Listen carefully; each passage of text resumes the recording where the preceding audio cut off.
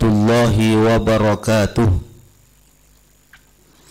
Bismillah, alhamdulillah, wassalatu wassalamu ala rasulillah Sayyidina Muhammad ibn Abdillahi wa ala alihi wa ashabihi wa man tabi'ahu wa walah, amma ba'du. Hadratal muhtaramin, para jamaah sekalian yang saya hormati dimanapun saja berada, bersyukur kepada Allah atas segala nikmatnya.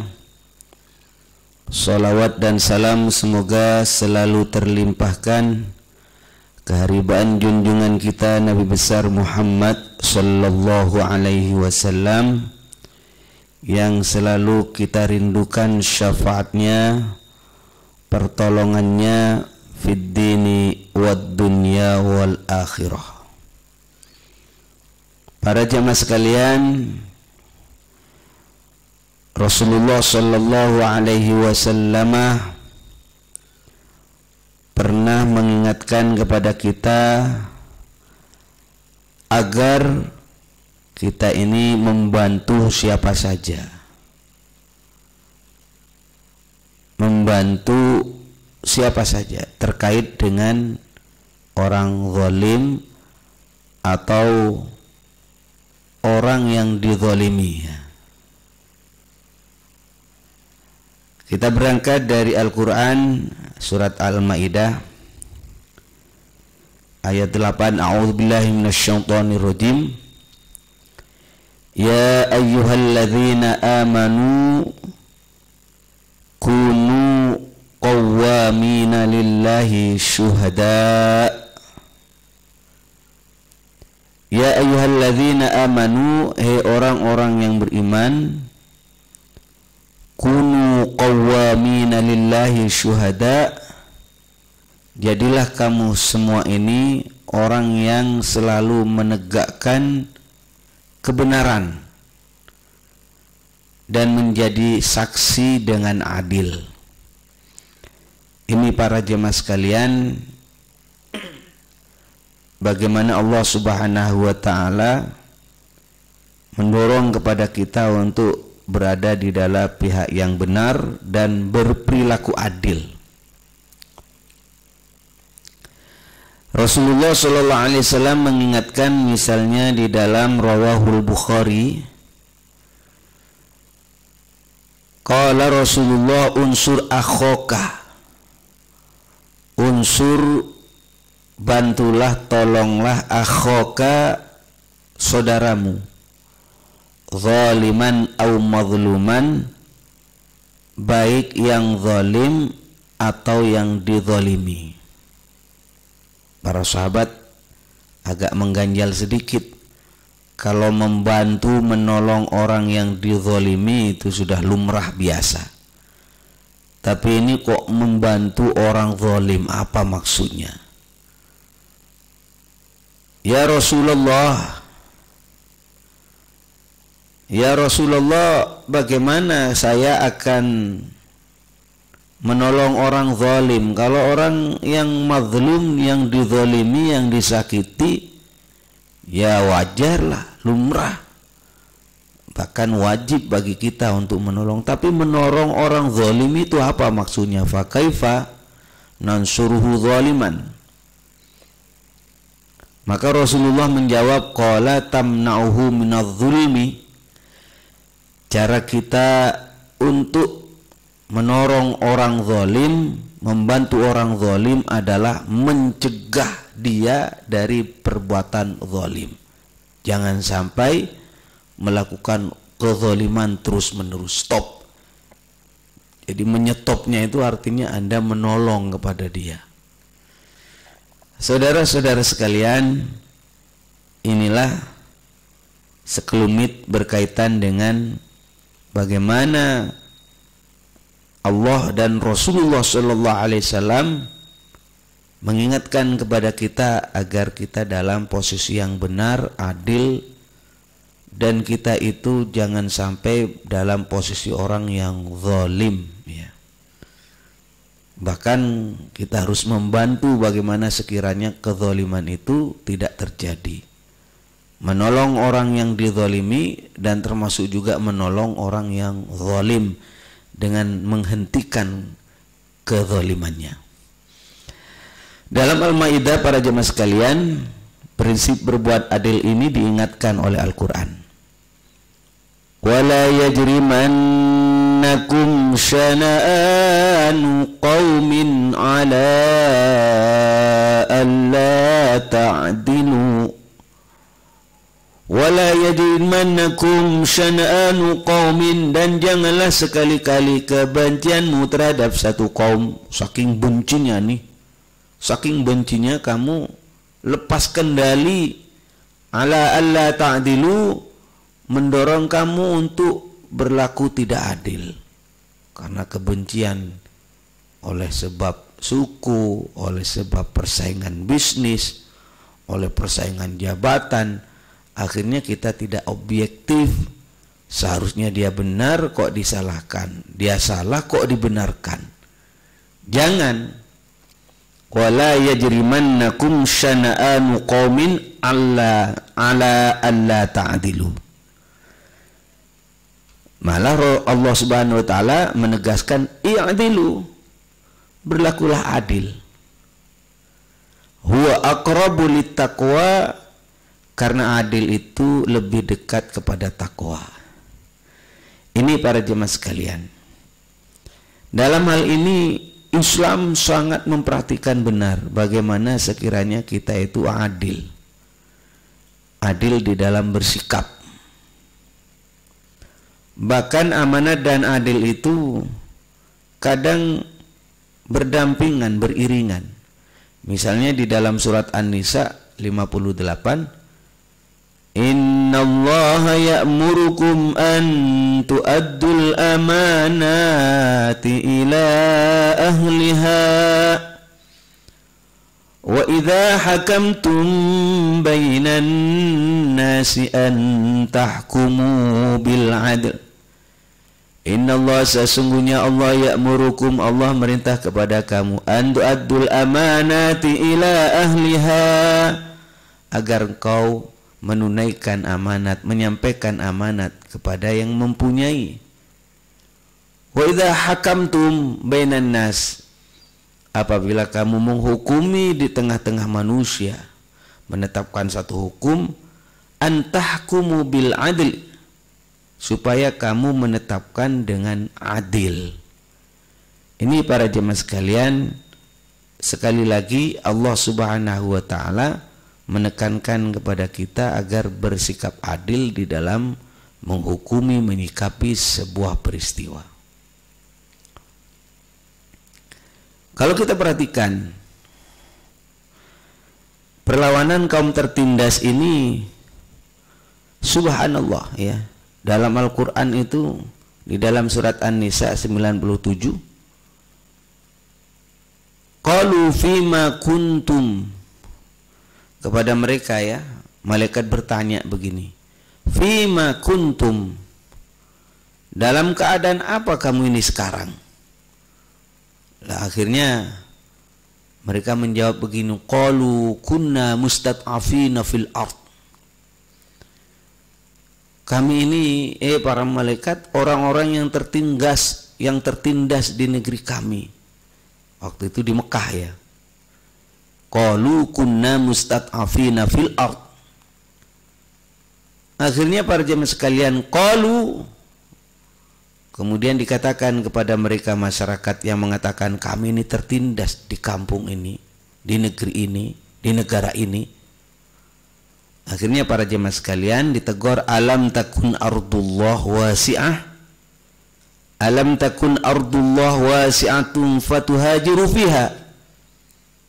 Kamu merasa tertindas, bukankah bumi Allah itu luas? Kamu ditekan di sini ya geserlah. Alam takun ardullah wasi'ah, bukankah bumi Allah itu luas sehingga fatuhajiru fiha, kamu dapat berhijrah, bergeser ke sana. Lah ini para jemaah sekalian, ini memang mengingatkan kepada kita bahwa rata-rata para nabi itu hijrah.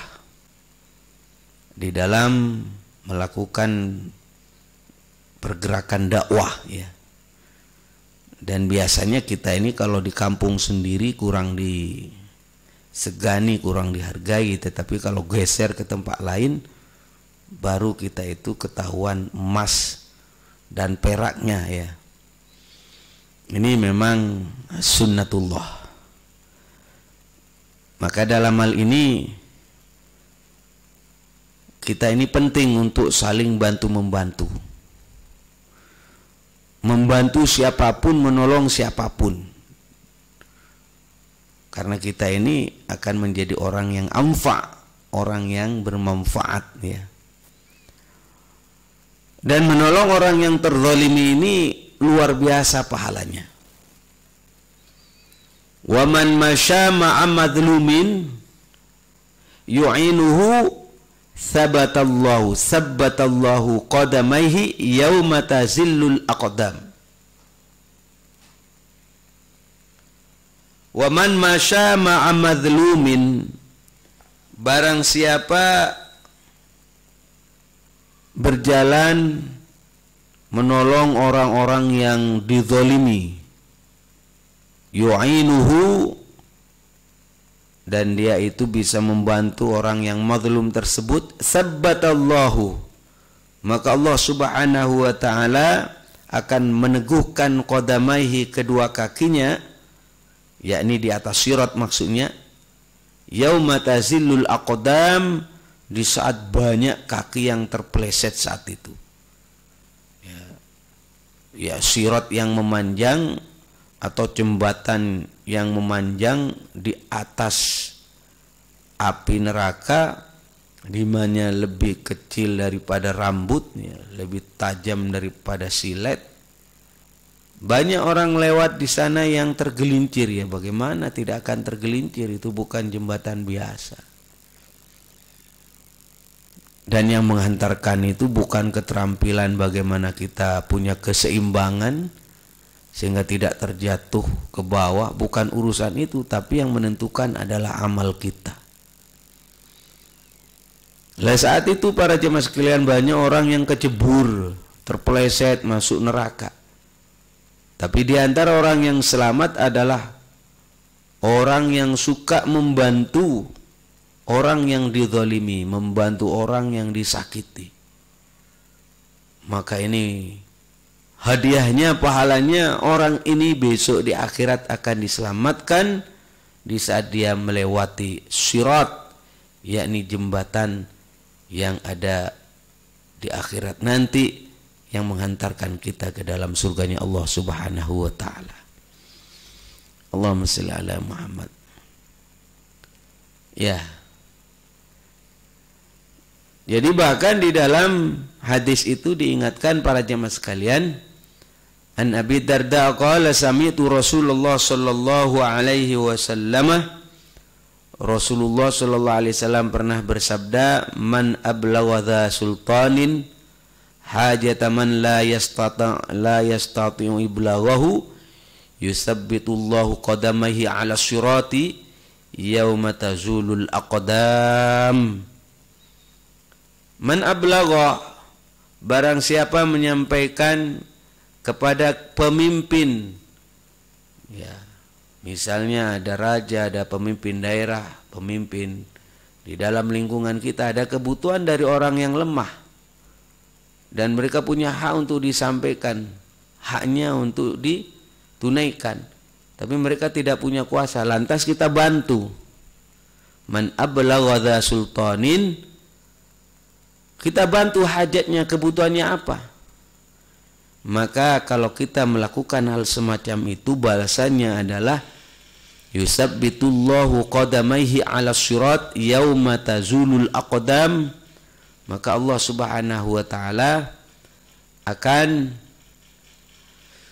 menetapkan kakinya, meneguhkan kakinya besok di akhirat, di mana banyak orang yang terjatuh, terpeleset, yakni di atas sirat, ya, di atas sirat api neraka. Subhanallah.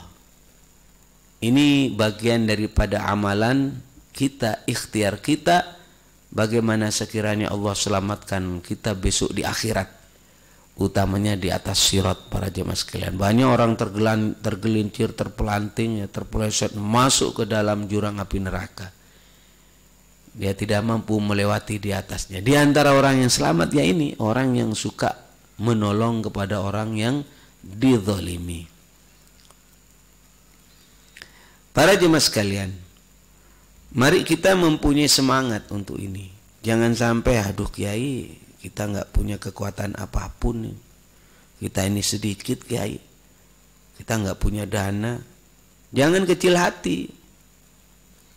Pertolongan Allah Subhanahu wa Ta'ala itu justru sering diberikan kepada orang yang sedikit. Kalau kita sudah merasa lemah di hadapan Allah, maka insya Allah di hadapan musuh kita akan kuat. Di dalam surat Al-Anfal 26 misalnya, wadhkuru idh antum qalilum mustad'afuna fil ardh takhafuna an yatakhattafakumun nas fa'awakum wa ayyadakum binasrihi wa razaqakum minat tayyibati la'allakum tashkurun. Wadhkuru idh antum qalilum, dan ingatlah di saat kamu waktu itu sedikit, kamu minoritas, mustad'afun, dan kamu tertindas, lemah saat itu, tertindas di muka bumi. Takhafuna ayyatakhattafakumun nas, kamu takut orang-orang Mekah akan menculik kamu, memenjarakan kamu. Fa'awakum, maka Allah memberi kamu tempat menetap, yakni di Madinah. Wa ayyadakum binasrih, dan Allah Subhanahu wa Ta'ala menguatkan kamu dengan pertolongannya. Wa razaqakum minat thayyibat, dan Allah Subhanahu wa Ta'ala memberi rezeki kepada kamu, rezeki yang baik-baik. Tujuannya apa? La'allakum tashkurun, supaya kamu bersyukur. Alhamdulillah, dulu kita nggak ada apa-apanya, lemah kita, kalah kita saat itu, ditekan, ya, diintimidasi. Ini cerita ketika Rasulullah awalnya di Mekah, semacam itu kondisinya. Kemudian Allah Subhanahu wa Ta'ala memberikan tempat di Madinah, dan Allah memberi kemenangan, Allah memberi rezeki. Tujuannya apa? Agar mereka merasa bersyukur. Alhamdulillah, terasa kalau sudah begitu. Artinya para jemaah sekalian, kita ini yang sedikit jangan pesimis. Kam min fi'atin qalilatin ghalabat fi'atan katsirah. Berapa banyak kelompok yang dianggap minoritas, sedikit, tapi mampu menumbangkan kelompok yang besar, yang banyak, yang saat itu dianggap kuat. Saudara-saudara sekalian, maka tugas seorang pemimpin ketika dia itu mampu memberi rasa aman kepada orang yang lemah, maka dialah pemimpin yang sejati. Di dalam surat Al-Qasas ayat 5 diterangkan, wa nuridu an namunna 'alal ladzina istud'ifu fil ardi wa naj'alahum a'immatan wa naj'alahumul warisin. Dan kami hendak memberi karunia kepada orang-orang yang tertindas di bumi pada waktu itu di Mesir, dan hendak menjadikan mereka pemimpin dan menjadikan mereka orang-orang yang mewarisi bumi. Ini di saat kita mampu memberi rasa aman itu, maka Allah Subhanahu wa Ta'ala menjanjikan kepada kita kita ini akan jadi pemimpin.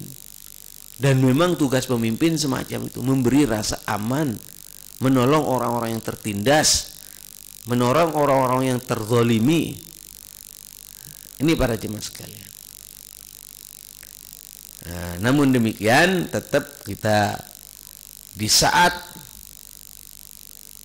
berjuang menegakkan keadilan, amar ma'ruf nahi mungkar, ya jangan sampai kita itu sembarangan, sembrono.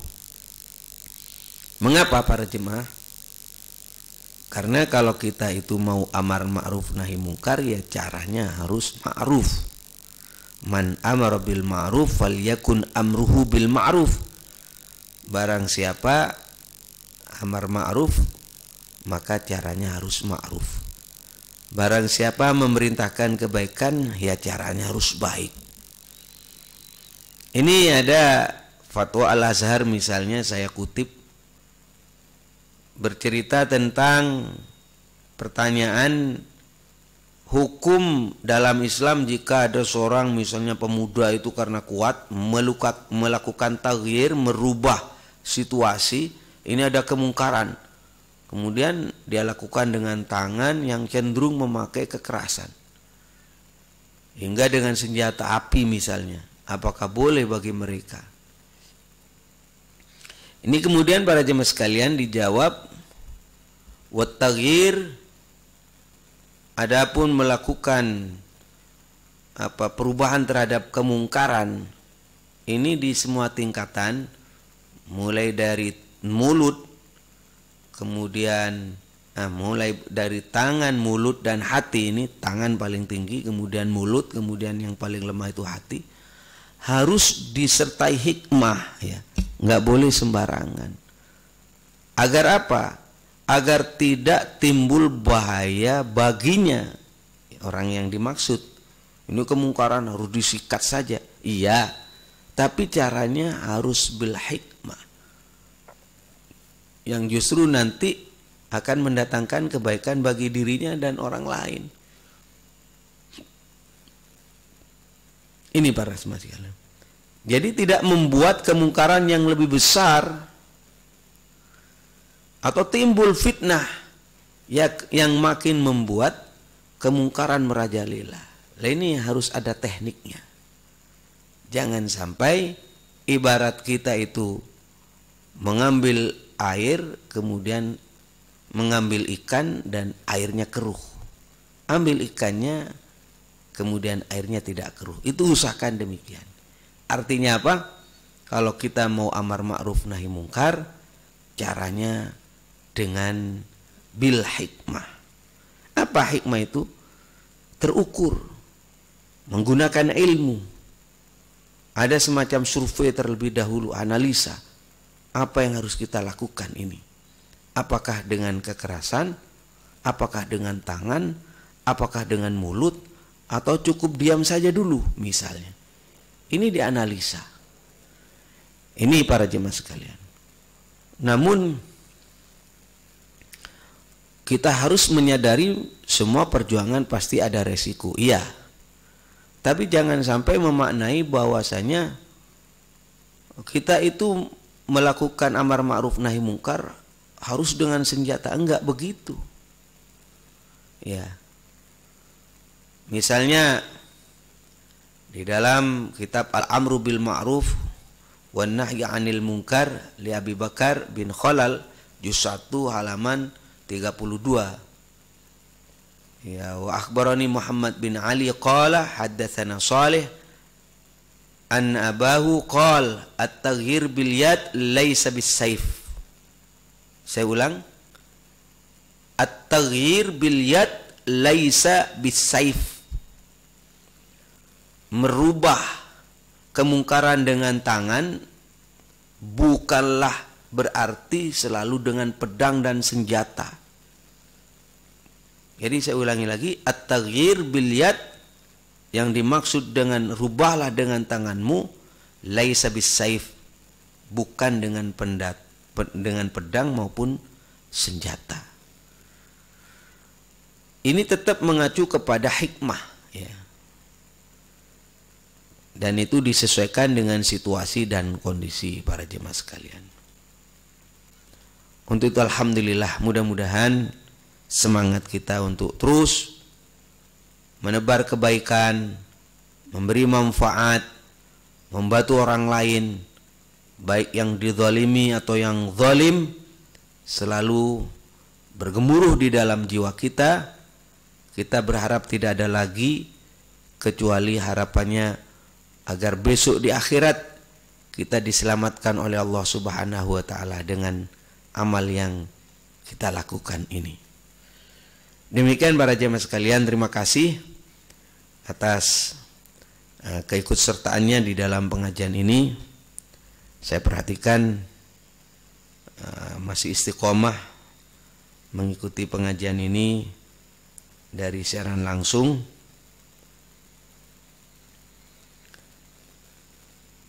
Allahumma shalli ala Muhammad di grup atau di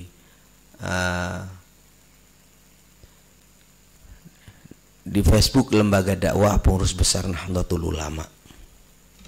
Kita berharap pengajian yang singkat ini ada guna dan manfaatnya. Dan selalu para jemaah sekalian, kajian kitab itu dikembangkan, dihidupkan. Jadi pengajian itu bukan hanya ceramah saja, tetapi menitik beratkan kepada kajian-kajian kitab. Ya, kitab kuning ya. Dan kitab kuning ini, kitab-kitab ulama salaf ini, insya Allah kesimpulan-kesimpulan ini sudah sangat sesuai dengan Al-Quran dan As-Sunnah. Ini tradisi di kalangan Nahdlatul Ulama, ini dijaga. Ya, ini tradisi mengaji kitab. Apa yang saya baca ini mulai dari Quran, hadisnya dan pandangan ulama, memang pola semacam ini saya jaga. Karena di NU itu Al-Quran ya dijelaskan, dijabarkan dengan As-Sunnah. As-Sunnah itu kemudian takut salah saya memaknai, mengikuti alur kesimpulan yang disampaikan oleh ulama madhab. Lah saya ini cuma mengutip dan berupaya untuk mensinkronkan dengan situasi dan kondisi kekinian. Mudah-mudahan bermanfaat. Hadanallahu wa iyyakum ajmain. Assalamualaikum warahmatullahi wabarakatuh.